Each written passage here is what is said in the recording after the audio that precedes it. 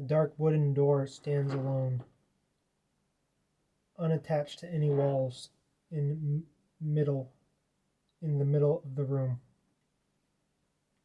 Jace's hand begins to shake as it reaches for the doorknob, and everyone waits cautiously but is ready to take on whatever threat is through the doorway.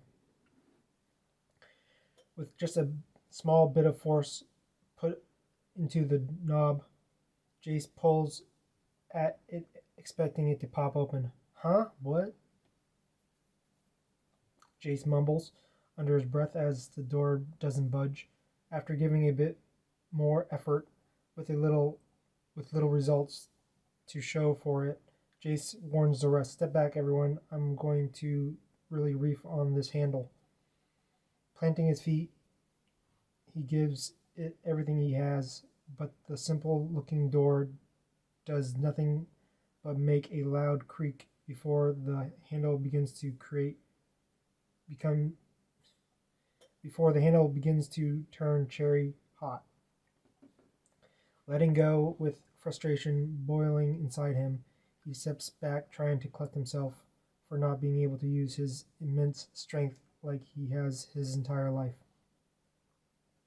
How are you going to open the door? How are we going to open this door? BC says to everyone, who seems just as stunned in disbelief. I don't know, let me try, Zen asks, having Jace step aside. After chanting to himself, Zen quickly grips the door, only to have it pop open and hit him in the face before closing again. Whoa, are you alright, old man? Sid says, helping Zen back up, who only falls back down again, still shaken from the blow to the head. Can you give it a shot, BC? Jace asks, hoping she might be the right key to its entry. I can try, BC replies, but her attempts only fail as the doorknob becomes transparent to her touch. BC slams her fist against the door itself and steps away, displeased with herself. Root is perched on one of the lower protruding sticks coming out of the walls and creating enough light for everyone to see. Even Root tries to hits the door with a strong electrical blast, but still the door remains unscathed.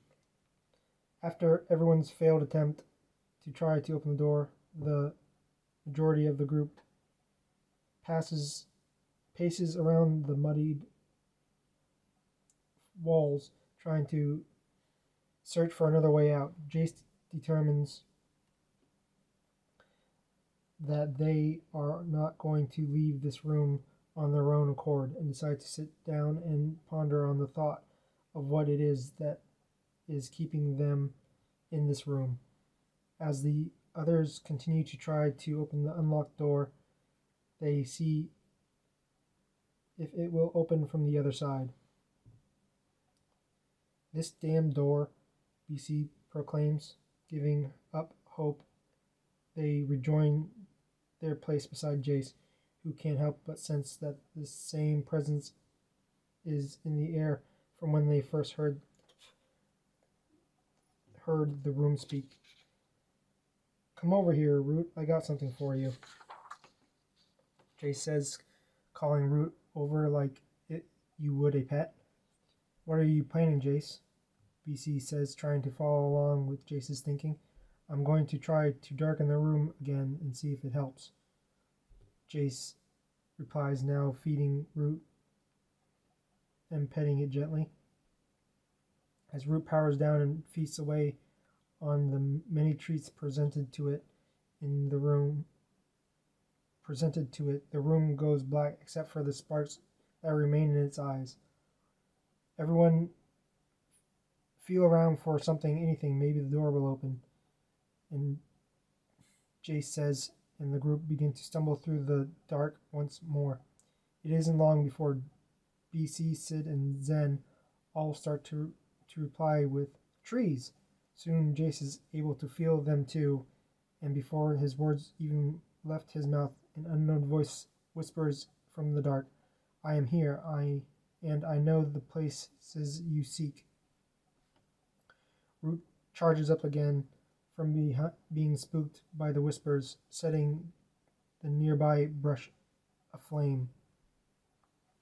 We better get out of here. A fire this deep in the forest will be much harder to contain. Jace tells everyone, afraid for their safety. The path they had originally created was still fresh, and they began to move quickly as Root set everything ablaze. I've got to at least attempt to snuff out these flames, Jace shouts to the group. Make sure you guys don't stop until you get out of the forest. As the group leaves, Jace finds himself completely encased in the flames of the forest. His efforts to put out the fire slowly dwindles as each wind blast he creates upon them only reveals more behind the next. Damn it, it's just getting worse. I've got to get out of here. Where the hell did the path go? Jace says, the heat of the flames bearing down on him, making it more difficult to breathe with each passing second.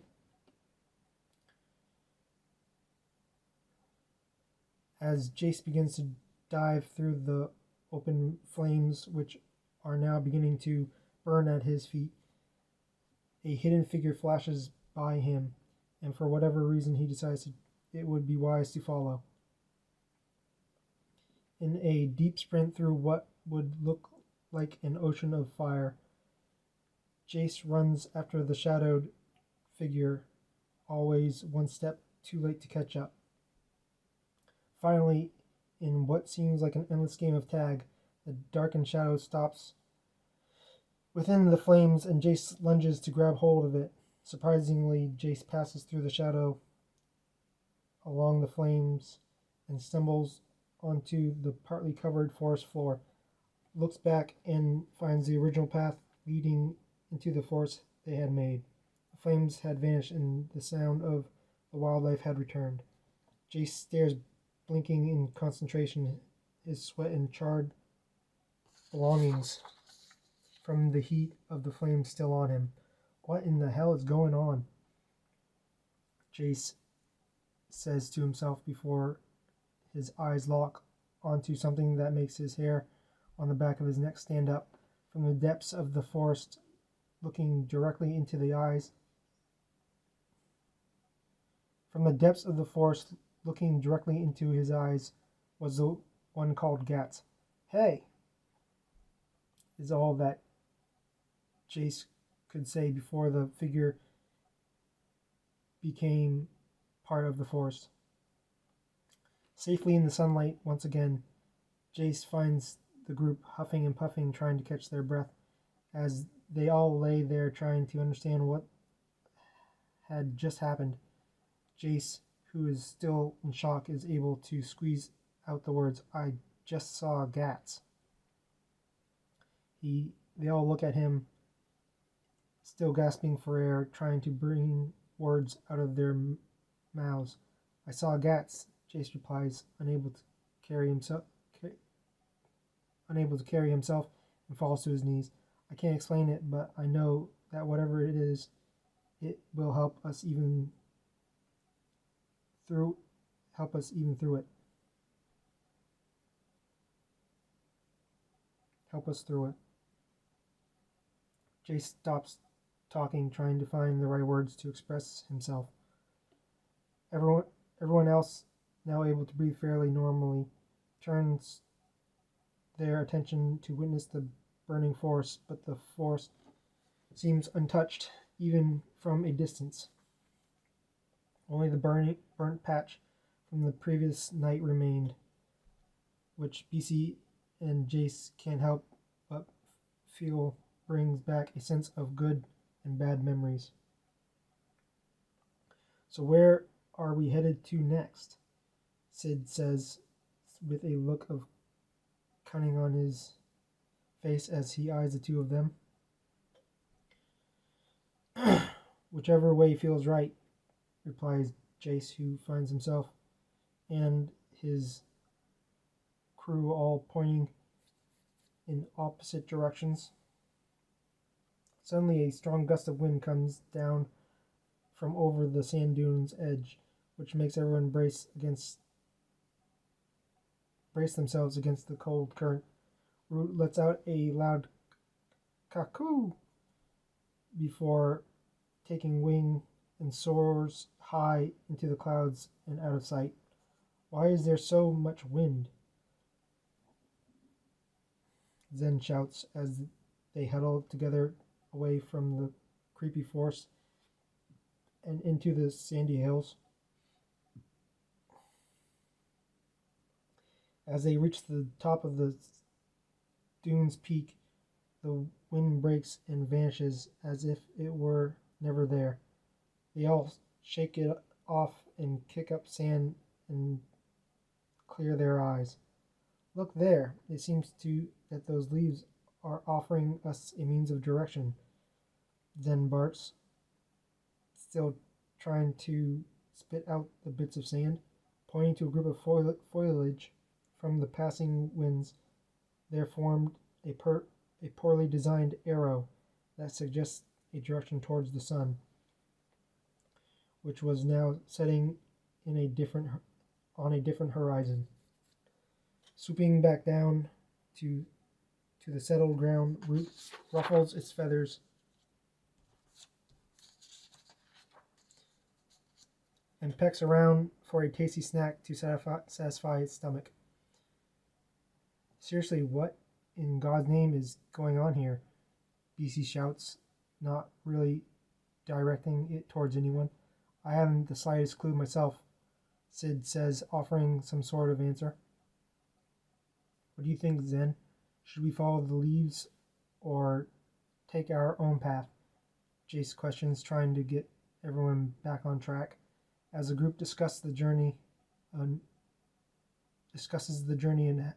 how far they may have to travel within the desert, the sun begins to slowly set into the horizon, and a gust of wind returns, blowing the leaves to form a new arrow, set once more facing towards the setting sun. That seems like a pretty blank answer to me, Sid says, pondering on its significance. Finally, deciding that it's now or never, they make their way, following to the well-placed arrow's direction. The sun feels hot but not blistering as they move up and down the wavy sand dunes. With the wind randomly sending gusts of sand into their face, the group staggers from its force except for Jace, whose cloak is the only thing being jerked in the wind's direction. It isn't long before Root, who is able to fly above the attacks of the sand, can see something standing out. With a whistle, Root lands on the other side of the present sand dune and awaits for the group to rejoin it.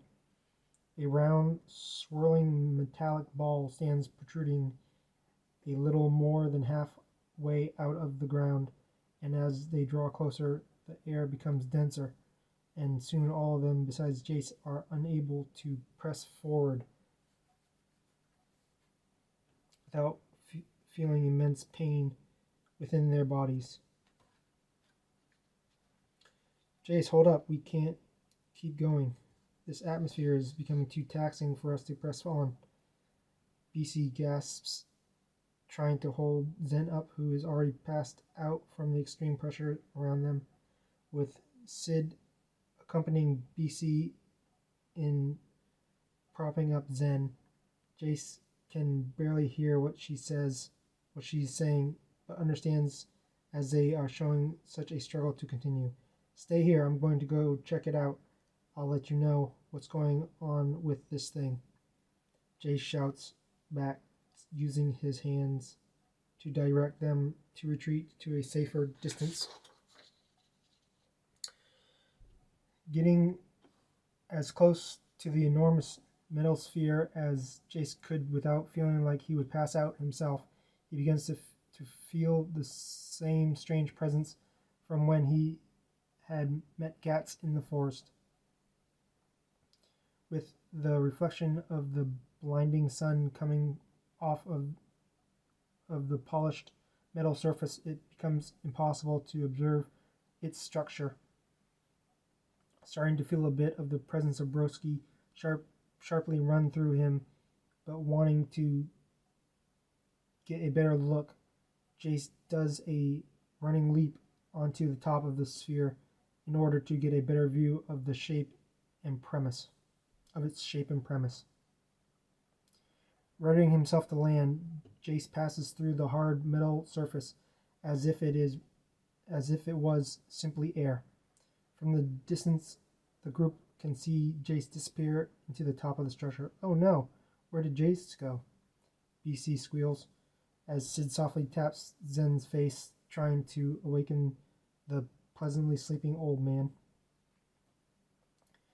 Inside, Jace finds himself crashing to the floor, with his body landing uncomfortably upon multiple metal frames which tangle around him as they bend and twist from his thrashing.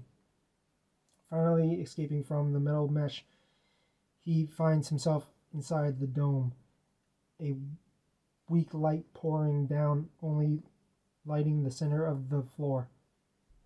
As Jace peers into the surrounding darkness, it would seem he has interrupted what looks like a board meeting of assorted disreputable beasts and monsters that were partially hidden among the shadows. With Jace's eyes adjusting to the darkness, he sees with horror each one uglier than and vulgar than the next. Standing to his feet, Jace asks, "What is this place? Where am I now?" Snickers and laughs roar from each one of them, and it takes some time before one of the monsters speaks up to address the joke of a man that stands before them all. "You're back where you belong," it says, with a wicked tone trailing behind it. A bit shaken, Jace continues the conversation. I am looking for Broski. Where might I find him?" Without an answer, two of the mysterious monsters jump down from their towering, darkened balcony and join Jace in the center spotlight of the chamber. One of them looks like the ninja that blew up the Temple of Rise, and the other looks familiar, but Jace can't seem to remember why. It stood much higher than Jace, with two legs, but hung its arms over the floor like it had a broken back. "We are all Broski. You taught us that, Jace," speaks the horrific beast, with Jace's reflection seen in its giant shiny eyes. Cackles erupt again from the rafters, but Jace is still very much determined to find what he is looking for, even as he is stricken by the guilt of his past. Unable to hold his feelings back any longer, Jace grabs the ninja and throws it into the grotesque creature, which crushes its face in. As the ninja screams for vengeance of its brethren, Jace's cold, heartless eyes stare down at the ninja before delivering a brutal blow to its cranium. Jace recomposes himself again and plants his feet firmly as a new voice booms from his mouth. "I am Jace. I am here to eradicate the ones that call themselves Broski." Hisses and clicks rattle the room to the point where even the sandy floor begins to vibrate. before yet another voice replies back to him. Enough! You wish to end Broski's reign on this planet? Ha ha ha. Good luck. We will crush everything you love and make you watch in your helpless effort to do anything about it. Jace, now enraged with emotion, charges into the shadows, ready to beat the hell out of whatever is talking to him. But before he can even enter the darkness, flashes of BC go through his mind. Now engulfed in the darkness of the sphere, Jace feels around for someone to beat the ever-living shit out of. Come out here and fight me, you pieces of shit. Jace shouts before hearing a psst and a hard shove from nowhere. Swinging for something to grab onto, Jace finds himself plunging his hand through BC. What? No, what is happening? Jace blurts out before being shoved again and hearing the laughs of all the beasts and creatures. No, I didn't want this. Please make it stop. Jace continues to scream, now being tormented by multiple shoves and images that cause him to feel the looming presence of Broski upon him. Jace is then ripped back out of the darkness by a giant demonic-like hand holding him tight and slamming him back into the lit center of the sphere with all of its force. Ah! With one arm free, Jace grabs the monster's thumb and tears it clean off. As the hand crawls back into the shadows, its owner laughs mockingly. Jace is dazed but not out yet and readies himself for the next attack, knowing full well that he must be extremely careful.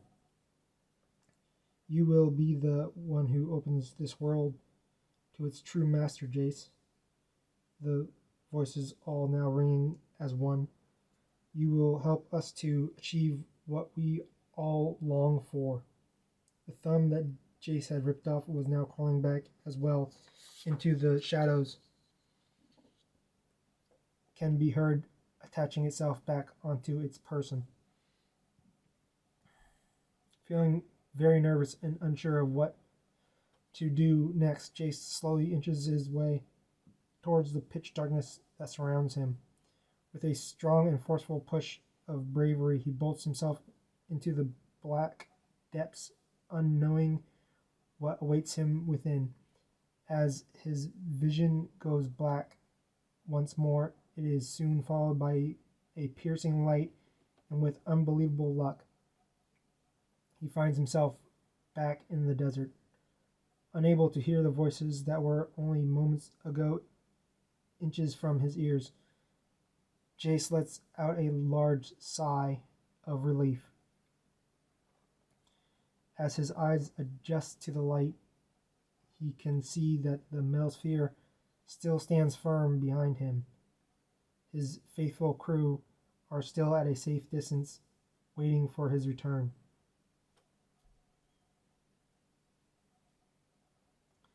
Still feeling the pressure from the metal object, Jace says to himself, "What was that? That was not good." Picking himself up and tossing some of the sand at the metal structure, it bounces off and falls to the ground to join with the other individual grains. Still puzzled by the events, Jace hurries back to his group, trying to wrap his head around what it all has meant. As he distances himself further from the metal ball, the pressure on his body eases and he's able to breathe normally again. BC was the first to greet him, and as she wrapped her arms around him, and she begins to cry uncontrollably. Jace, unable to understand what has taken place during his absence, looks at Sid and Zen for answers, as BC cannot make words. The two of them start to explain. After you jumped into the sphere, we could hear and see everything that was happening inside it, almost as if it was a giant booming crystal ball. Jace, now understanding why BC was so distraught, and tries his best to comfort her. Everything is going to be okay. I am fine. It could have gone a lot worse. Drying her tears on his cloak, she refuses to let go of him, and Jace is unable to move until she calms down and collects herself. As they discuss what their next step should be in finding the true whereabouts of the hidden members of Broski, the sun begins to slowly fall behind the horizon. Do you think that if we could somehow figure out how the metal spheres behind is being used, maybe as some sort of portal, it could possibly be a means to flush out some of the followers? Zen says in a hushed voice, afraid that they could be listening to their plans. I don't think so, Zen, says Jace. Having been inside the structure, I can say that I don't think that it is a portal, but more of a looking glass which they use to transfer information back and forth to one another. Even though I did have physical altercations inside of it, I don't believe it is in our power to change it, or that it would benefit us to try.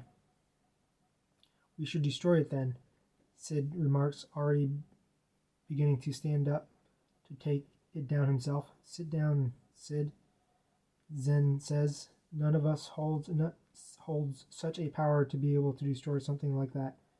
Besides, Jace is the only one that can even approach it without blacking out. Just then, the same spark of an idea runs across everyone's mind to have Root attack the sphere, but the sign of Root is nowhere to be found. After calling out for Root until BC's voice breaks and having little results, the team decides to settle for the night. Searching the nearby sand dunes, Sid discovers a large oasis. As Sid gathers firewood and something they can eat, Jace and the others do their best to set up a campsite. I'm so exhausted, BC mumbles before her head collapses against the leaf-covered sand pile. You and me both, Jace replies, watching Zen, who is just finishing his own bed. With Sid's return and his bed already prepared, he throws down a successful hunt. Looks like we will be eating well tonight, Zen says to Sid, who looks even more tired than the rest. Yeah, good thing too. I'm starving, Sid says, letting out a loud grumble from within his belly. As Zen cooks the meal over the fire, the others drift off, unable to stay awake long enough to eat. Just then a wolf made of full white silver fur jumps out of the dark shadows of the surrounding jungle. Stunned out of surprise and fear of confrontation, while being so tired, Zen stares at it, its eyes shining with that same spark as the little field mouse. Root curls up next to BC without making as much as a grunting noise. Zen knew what had happened and gave Root a gentle pat, which in